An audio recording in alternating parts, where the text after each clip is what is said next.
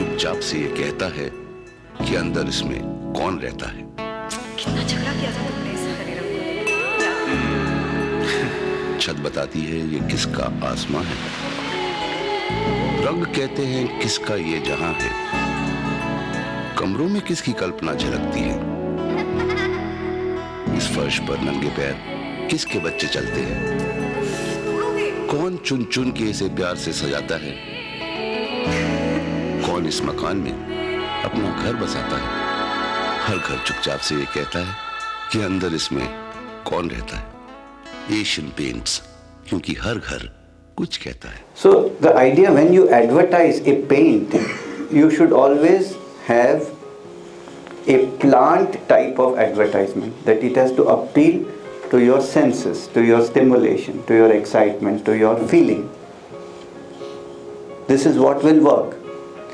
Next one, if you advertise now LIC, what type you should use? Structure.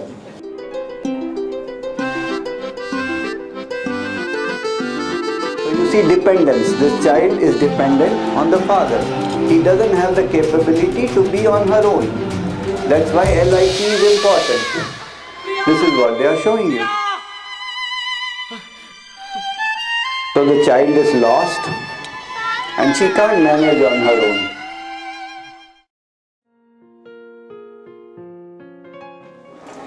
And whatever, and then you go to the next one.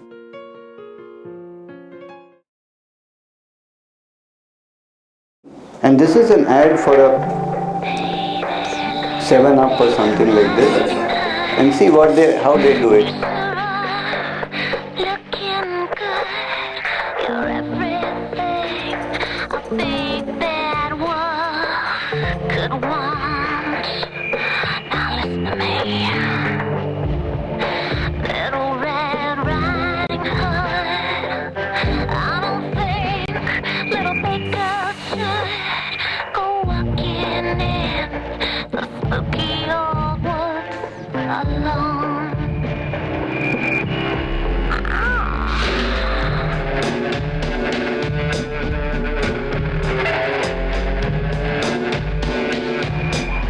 See the animal energy that they project over her.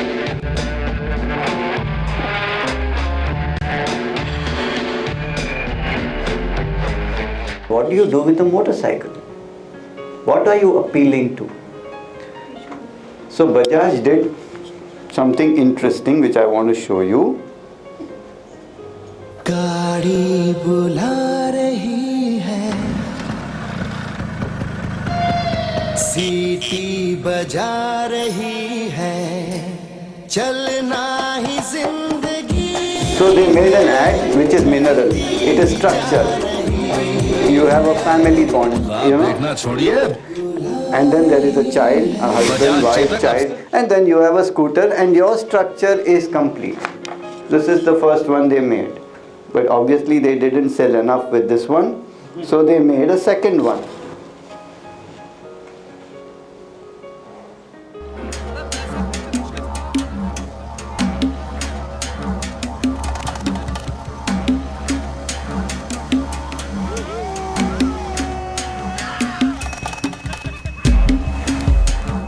This is totally plant.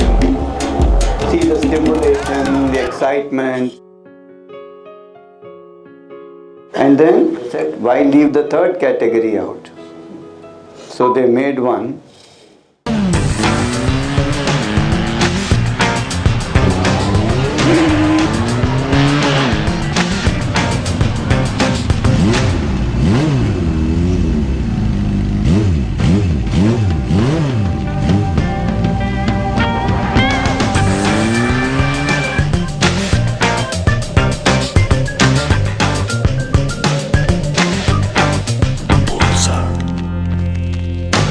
So now they have covered the whole market.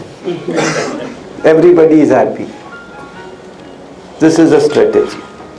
They don't know it yet, huh? I have to tell them.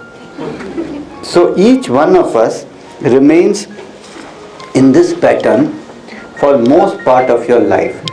So I'm going to read you something very interesting, and I would like you to look on that now. Situation. Your trusted, most important employee suddenly leaves your organization. What is your experience? Just give it a thought right now. There are three possible. At a fact level, you'll say, okay, he left. Now what has to be done? What is the situation? How do we have to tackle it? At an emotional level, you may feel anger, worry, grief, fear, whatever it may be. At a delusion level, there can be many now. Now slowly the patterns will emerge. One person will say, oh, my organization will collapse without this person. He knew everything. Now what? Now how will I manage? So there is structure. Another person will say, shock. Arey, I trusted him so much, he left me. How it's possible? It's a sensitive reaction. And the third will say, I am sure this guy is going to leak all my secrets to my competitor. It's a conspiracy. So how do I get a supari to get him done? So he will get me, I will get him. There are only three possible types of reactions. And if you look into yourself, what would be your reaction? You will see that it's almost exactly the same reaction in the same category as your reaction in a shopping mall. There will be no difference. If your shopping mall experience was of structure, here you will find your fear is of lack of structure. If your shopping mall experience was one of sensitivity, the experience of your employee leaving will be one of sensitivity, shock, surprise, or whatever it is. And if there in the shopping mall you had the experience of competition and attraction, here also you will have the experience of him doing something to you and you have to do something back to him. It will be exactly the same. And that is the pattern in which most of us are fixed in our whole lives. And if we can identify that pattern, whether it is a sensitive or a structure or a survival, then we know that we are reacting to all situations not from the situation but from our pattern of it. And if we understand that, we are in the first step of becoming aware of the cause of our stress. The mind is the biggest obstacle to our knowing reality. We think mind helps us to know reality, but that is exactly the opposite.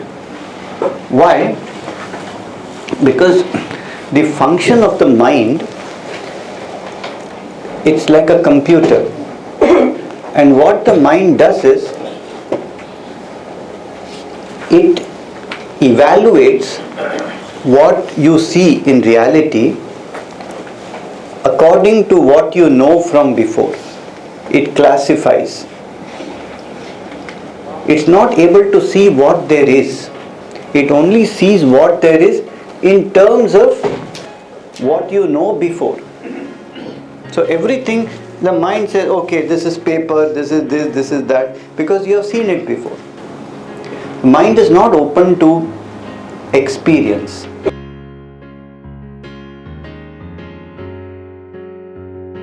The decisions we take, our jobs, our relationships, our interests, our hobbies, everything is based on this pattern that we have. Now, how does this knowledge help you?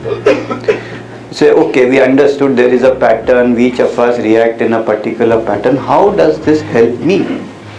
It's a question that people should ask. And the answer is as follows. Awareness itself brings about healing. You cannot change the pattern, but you can become aware of it, and that awareness itself dilutes this pattern. That this is the pattern or perception, then in any situation you can recognize it when it comes. You say, this is not from outside, this is coming from me, this is how I am seeing it. What is stress really? Stress really is going within into your experience, and then you see the pattern that